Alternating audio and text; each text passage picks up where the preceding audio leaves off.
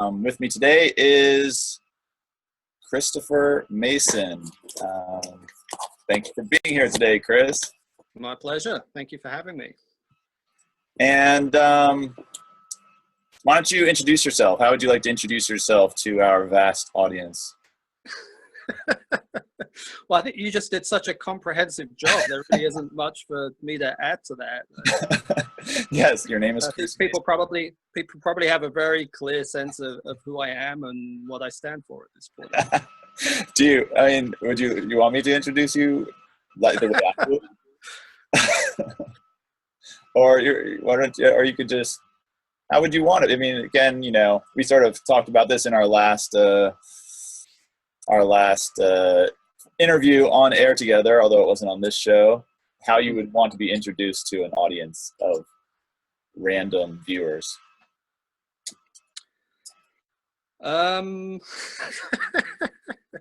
Yeah, I think if you just start talking about me, and then I'll interrupt as you go and fill in some of the blanks. Okay. All right. So it is great having Chris here today. Chris is a really old friend of mine. He's very, very old, as you can see, ages. And, yes. We met at the University of Maryland, in College Park, Maryland. And true. Yes, we were both philosophy majors. And some of us more than others, though. Oh, you're saying between us, one of us was more the philosopher than the other? Is that what you're saying? No, I think we were both pretty committed to the philosophy track. Yeah. Yeah, that was absolutely. Yeah, to the bones. And you entered college as a philosophy major. Is that right? Yes. Yeah. I entered as a mechanical engineering major. Right. So you're a convert. Yes. Mm-hmm. And we became bosom buddies in college, and we explored life and went through school. During that 1 year at University of Maryland, and then the next year back at the University of Bristol, where there was an exchange program, and you were doing your final year, and I did my third year of college there. And we had adventures together. Had many glorious adventures. Many adventures. And exploring the dark underbelly of Bristol. Yeah. Yeah. And we traveled around Europe and down to the Keys together. And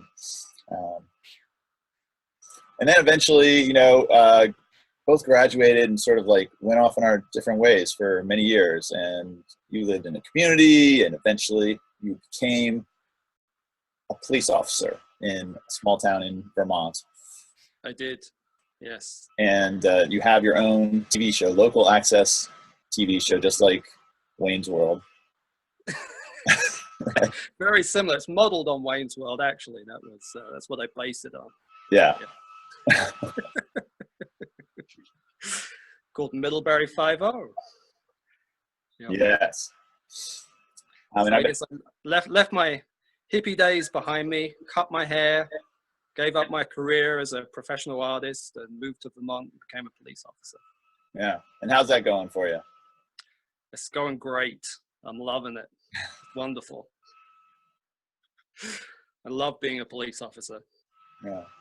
Is there a lot of violent crime in the small town where you live? There's really very little crime at all. So I would say almost no violent crime, a little bit here and there, but very, very tiny amount. And crime in general, a very, very low rate of crime.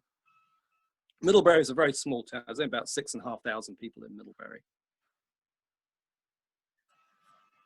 Well, there's only one question that I've considered standard for this show. So this could be a very brief interview. Well, that question, it's a launching point. Depends on. That question is, what is your favorite color?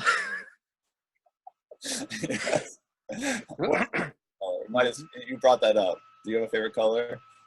Oh, purple. Definitely purple. Mine too. Jeez. Yeah. Okay, I didn't actually know that.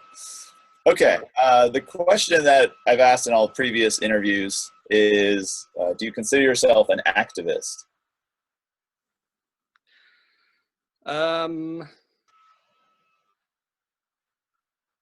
Sort of. I consider myself a revolutionary.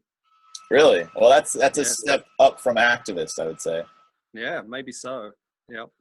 So why do you, can you expand on that? Why do you consider yourself a revolutionary?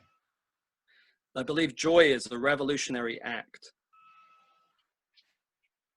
And I'm a very joyful person. I'm very happy. So in just pursuing